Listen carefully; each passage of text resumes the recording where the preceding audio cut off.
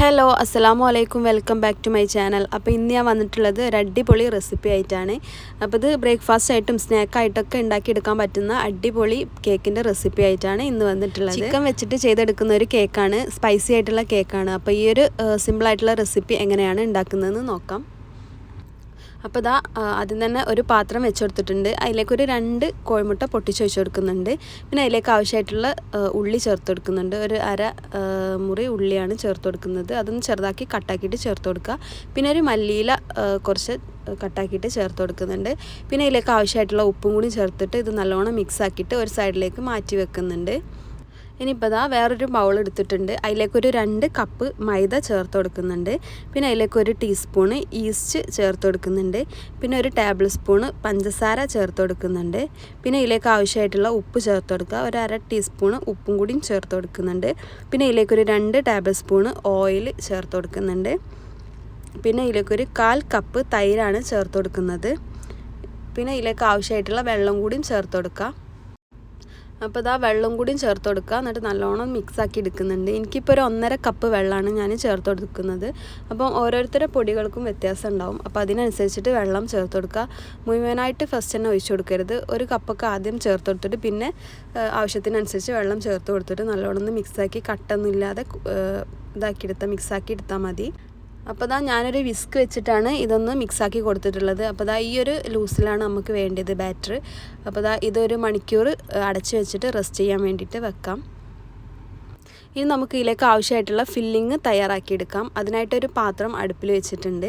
അതിലേക്കൊരു 2 table spoon oil ചേർത്ത് കൊടുക്കുന്നുണ്ട്. പിന്നെ അതിലേക്കൊരു 1 ടീസ്പൂണ് ഇഞ്ചി വെളുത്തുള്ളി പേസ്റ്റ് ചേർത്ത് കൊടുക്കുന്നുണ്ട്.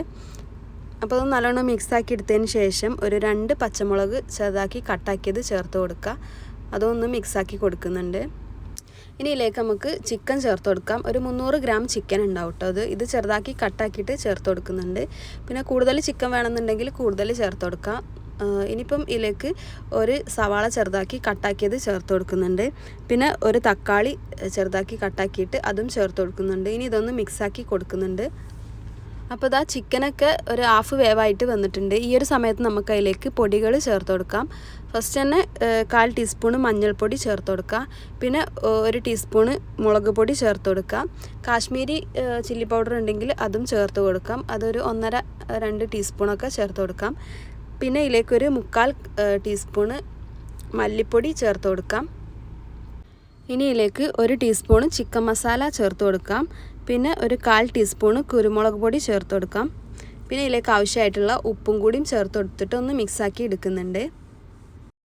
ഇനി ഇതിലേക്ക് ഒരു 1/4 കപ്പ് വെള്ളം ചേർത്ത് കൊടുക്കുന്നുണ്ട്. എന്നിട്ട് നല്ലോണം ഒന്ന് മൂടി വെച്ചിട്ട് നല്ല വേവിച്ചെടുക്കുന്നുണ്ട്. ഒരു 15 മിനിറ്റൊക്കെ വേവിച്ചെടുക്കുക. ഇത്ത വെള്ളം വറ്റി വരുന്നത് വരെ നല്ലോണം വേവിച്ചെടുക്കുന്നുണ്ട്. അപ്പോൾ ഇതാ ഇതിലുള്ള വെള്ളമൊക്കെ നല്ലോണം വറ്റി വന്നിട്ടുണ്ട്. ഈ ഒരു സമയത്ത് നമുക്ക് മല്ലിയില ചേർത്ത് കൊടുക്കാം. ഇനി അതൊന്ന് നല്ലോണം മിക്സാക്കി കൊടുക്കുക. പിന്നെ ഇതിലേക്കൊരു 1/2 ടീസ്പൂണ് ചെറുനാരങ്ങ നീര് ചേർത്ത് കൊടുക്കാം. അപ്പോൾ ഇതാ ഇനി ഒരു 2-3 മിനിറ്റ് നേരം ഒന്ന് വഴറ്റിയെടുത്തതിന് ശേഷം തീ ഓഫാക്കി വെക്കാം. അപ്പോൾ ഇതാ നമ്മളെ ഫില്ലിങ്ങും ഒക്കെ റെഡി ആയിട്ടുണ്ട്. നമ്മളെ കേക്ക് ടിന്ന് നല്ലോണം ഒന്ന് ഓയിലൊക്കെ സ്പ്രെഡാക്കി കൊടുക്കുന്നുണ്ട്. അപ്പോൾ ഇതാ നമ്മൾ നേരത്തെ കലക്കി വെച്ചിട്ടുള്ള മാവാണിത്. ഇത് നല്ലോണം പതഞ്ഞ് പൊന്തി വന്നിട്ടുണ്ട്. ഇതിൻ്റെ പകുതി ബാറ്റർ നമുക്ക് നേരത്തെ ഗ്രീസ് ചെയ്ത് വെച്ചിട്ടുള്ള പാത്രത്തിലേക്ക് ഒഴിച്ച് കൊടുക്കാം. അപ്പോൾ ഇതാ പകുതി മാവ് ഞാൻ ഒഴിച്ച് കൊടുത്തിട്ടുണ്ട്. അപ്പോൾ അത് നല്ലോണം ഒന്ന് മിക്സാക്കി എല്ലാ ഭാഗത്തും എത്തുന്ന രീതിയിലൊന്ന് സ്പ്രെഡാക്കി കൊടുക്കുക. പിന്നെ അതിൻ്റെ മുകളിൽ നമ്മൾ നേരത്തെ ഉണ്ടാക്കി വെച്ചിട്ടുള്ള ചിക്കൻ്റെ മസാലക്കൂട്ടില്ലേ, അത് എല്ലാ ഭാഗത്തും എത്തുന്ന രീതിയിൽ ഒന്ന് സ്പ്രെഡാക്കി കൊടുക്കുക. അപ്പോൾ ഇതാ എല്ലാ ഭാഗത്തും ഞാൻ ഈ ഒരു ചിക്കൻ്റെ മസാലക്കൂട്ട് വെച്ച് കൊടുത്തിട്ടുണ്ട്. ഇനി ഇതിൻ്റെ മുകളിൽ നേരത്തെ ബാക്കിയുള്ള ഒരു മാവില്ലേ, അത് എല്ലാ ഭാഗത്തും എത്തുന്ന രീതിയിലൊന്ന് സ്പ്രെഡാക്കി കൊടുക്കുക.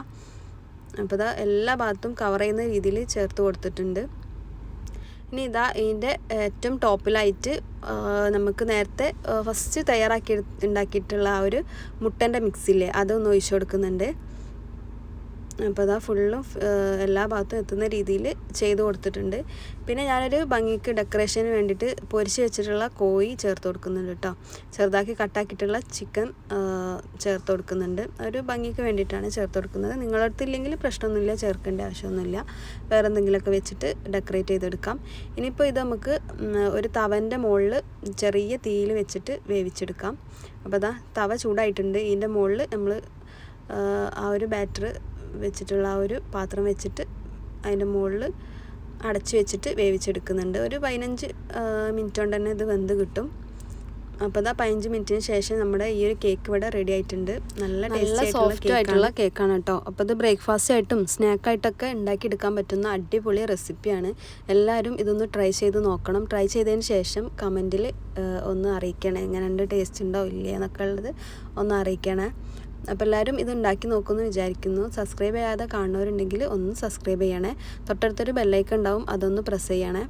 അപ്പോൾ എല്ലാവർക്കും അടുത്തൊരു വീഡിയോയിൽ കാണുന്നവരെ എല്ലാവർക്കും അസ്സലാമു അലൈക്കും.